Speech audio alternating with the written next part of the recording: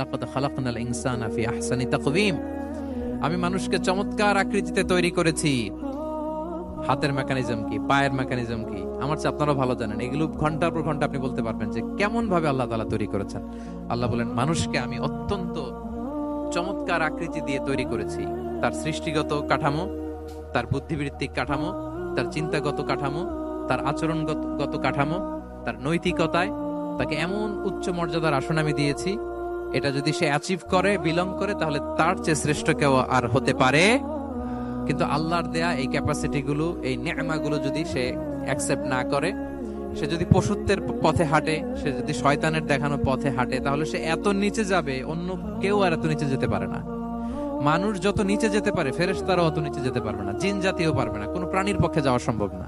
তাহলে মানুষকে আল্লাহ তাআলা এমন সফিস্টিকেটেড ওয়েতে তৈরি করেছেন, চাইলে সে সবার উপরে যেতে পারে। আবার চাইলে আল্লাহর দেয়া নেয়ামতগুলোকে যদি সে ভিন্ন খাতে প্রবাহিত করে, সে সবচেয়ে নিকৃষ্ট হতে পারে। সেটাই আল্লাহ বললেন, সুম্মা রাদাদনাহু আসফালা সাফিলিন। এরপরে তাকে আমি হীন থেকে হীনতর করেছি, নিচ থেকে আরো নিচে নিয়েছি। সে যখন ঈমান আনে না, সে যখন সৎকর্ম করে না, সে যখন আল্লাহর শেখানো, আল্লাহর দেখানো রাস্তায় সে চলে না, সে যখন তার নফসের কথা শুনে, সে যখন তার প্রবৃত্তির গোলাম সাজে, সে সবচেয়ে নিকৃষ্ট হয়। আসফালা সাফিলিন মানে একেবারে নিচে, এর নিচে আর নাই। আল্লাহ বলেছেন, ইন্নাল মুনাফিকিনা ফিদ দারকিল আসফালি মিনান নার। সেখানে আল্লাহ আসফাল বলেছেন। মুনাফিকরা জাহান্নামের একেবারে তলদেশে থাকবে। তাই মানুষ যদি ঈমান আর সৎকর্মের বলে বলিয়ান না হয়, সে এত খারাপ হয়, কেউ এত নিচে যেতে পারে না। বলেন, মানুষ যত নিচে যেতে পারে, জিন তত নিচে যেতে পারবে? ফেরেশতারা পারবে না। আর মানুষ যত উপরে যেতে পারে, ফেরেশতারা এত উপরে যেতে পারবে না। সো দুইটারই সুযোগ আপনার আছে। সুম্মা রাদাদনাহু আসফালা সাফিলিনের দুইটা ব্যাখ্যা। কোন কোন মুফাসসির বলেছেন, যৌবনের পর, যৌবনে থাকে শক্তিশালী, বার্ধক্যের সময় যখন সে নুয়ে যায়, ছোট হয়, সে একেবারে দুর্বল হয়ে যায়, সেটা বোঝানো হয়েছে। আর অন্যান্য মুফাসসিরিন একরাম বলেছেন, না, আল্লাহর দেওয়া এই নেয়মা, ক্যাপাসিটি যখন সে সঠিক পথে কাজে লাগায় না, সে যখন প্রবৃত্তির অনুসরণ করে, সে তখন এত খারাপ হয়, এত নিচ থেকে নিচুতর হয়, এত হীন থেকে হীনতর হয়, তার চেয়ে হীনতর আর কেউ তখন হতে পারে না। সেখান থেকে বাঁচার দুটি রাস্তা আল্লাহ বলেছে। আল্লাহ বলছেন, ইল্লাল্লাযীনা আমানু ওয়া আমিলুস সলিহাত। তবে যারা ঈমান আনে এবং সৎকর্ম করে, তারা ছাড়া। তারা ওই নিচু থেকে নিচুতর নয়, তারা শ্রেষ্ঠতর।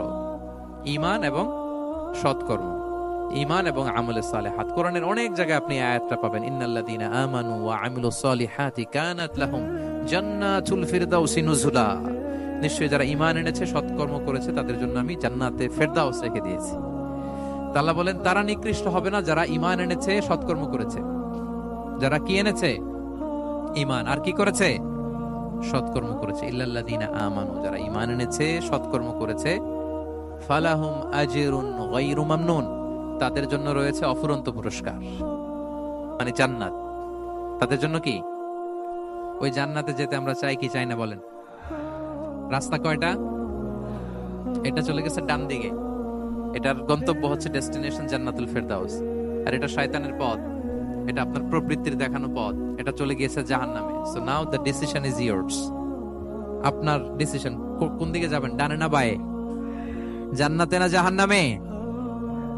জান্নাতে যেতে চাই আমরা। ফালাহুম আজরুন গায়রু মামনুন, তাদের জন্য আছে অফুরন্ত নেয়ামত, অফুরন্ত পুরস্কার। আমরা যেন সেই পুরস্কার লাভে ধন্য হতে পারি, আমরা সবাই বলি আমিন। আল্লাহ বলেন, এইভাবে চারটা কসম করার পরে, এত গুরুত্বপূর্ণ বার্তা হাজির করার পরে, তোমার ঘুমন্ত বিবেককে জাগিয়ে তোমাকে বার্তা দেওয়ার পরেও কিভাবে তুমি অস্বীকার করতে পারো আখিরাতকে? ফামা ইউকাযযিবুকা বা'দু বিদ্দিন। এরপরেও কোন বিবেকে, কোন আকলে, কোন সাহসে তুমি কর্মফল দিবসকে অস্বীকার করো? কোন সাহসে? এখানে দিন দ্বারা উদ্দেশ্য কর্মফল। ভালো করলে যে ভালো পাবে, খারাপ করলে যে খারাপ পাবে। দিনের অনেক অর্থ, এটার তাফসিরে গেলে সময় কুলাবে না। ফামা ইউকাযযিবুকা বা'দু বিদ্দিন। এরপরেও কর্মফলকে অস্বীকার করার সাহস তুমি কোত্থেকে পাও? কিসে তোমাকে উদ্বুদ্ধ করে কর্মফল দিবসকে অস্বীকার করতে? আলাইসাল্লাহু বিআহকামিল হাকিমিন। আল্লাহ তাআলা কি শ্রেষ্ঠ বিচারক নন? সূরা আবু দাউদে আল্লাহর হাবিব সাল্লাল্লাহু আলাইহি ওয়াসাল্লাম বলেন, কেউ যদি সূরাতুত তিন তেলাওয়াত করে, করতে করতে যদি শেষ আয়াতে চলে আসে, আর সে যখন পড়ে আলাইসাল্লাহু বিআহকামিল হাকিমিন, আল্লাহ তাআলা কি শ্রেষ্ঠতম বিচারকদের মধ্যে সর্বশ্রেষ্ঠ বিচারক জাজ নন? তখন সে যেন উত্তর দেয়, এটা তো আল্লাহর প্রশ্ন। আলাইসাল্লাহু বিআহকামিল হাকিমিন, আল্লাহ আমাদেরকে প্রশ্ন ছুড়ে দিয়েছেন।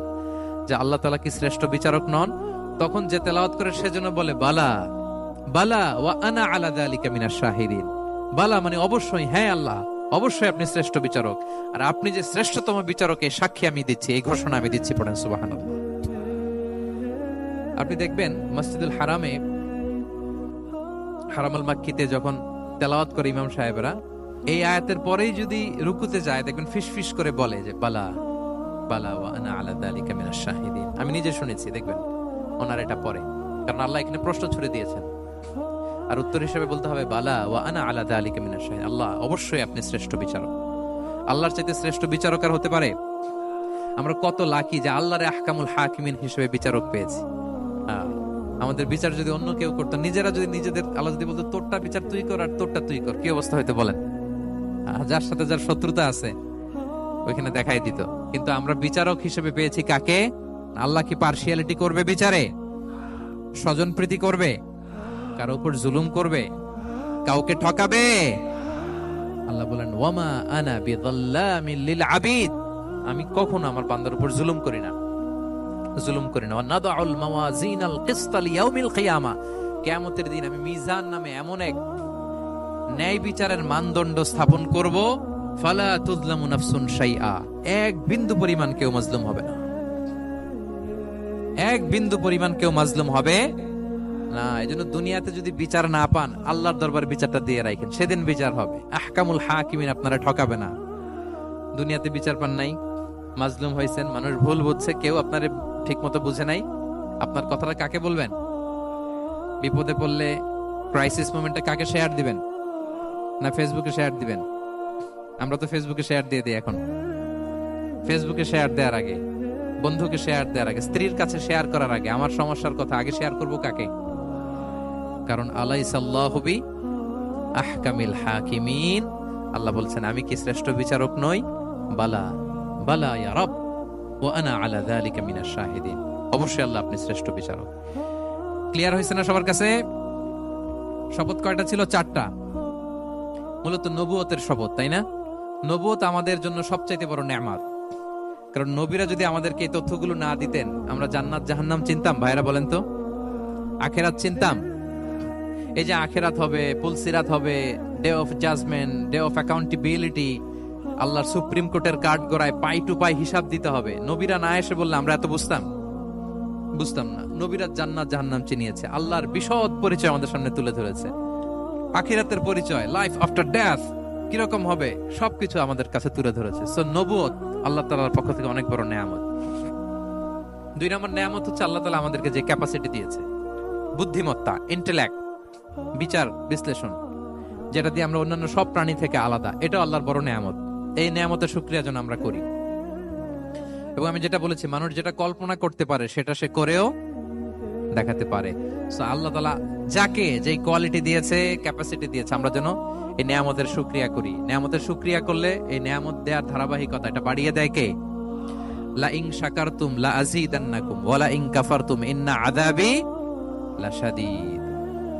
শুকরিয়া করলে নেয়ামত আরো বাড়িয়ে দেব। তাহলে প্রথম নেয়ামত ছিল নবুয়ত, প্রফেটহুড, প্রফেসি, এটা অনেক বড় নেয়ামত। এই রেভেলেশন এসে আমাদেরকে এনলাইটেন করেছে।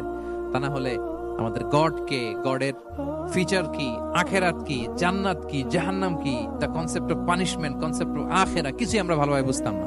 এটার শপথ আল্লাহ করেছেন।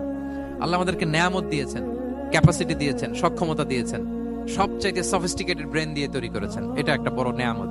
এবং রাস্তা দেখিয়ে দিয়েছেন, হয় ডানে নয় বায়ে, এবং তিনি আশ্বাস দিয়েছেন যে তোমাদেরকে সঠিক ফায়সালার মাধ্যমে বিচার করা হবে সেদিন। তাই আমাদের বিপদে আপদে সব সময় আমরা যেন ফরিয়াদ করি এক মহান সত্তার কাছে। বলুন তো আওয়াজ করে, তিনি কে? আল্লাহর কাছে যেন আমরা ফরিয়াদ করি। আল্লাহ তাআলা আমাদের সবাইকে কথাগুলো বুঝে আর আমল করার তৌফিক দান করুন।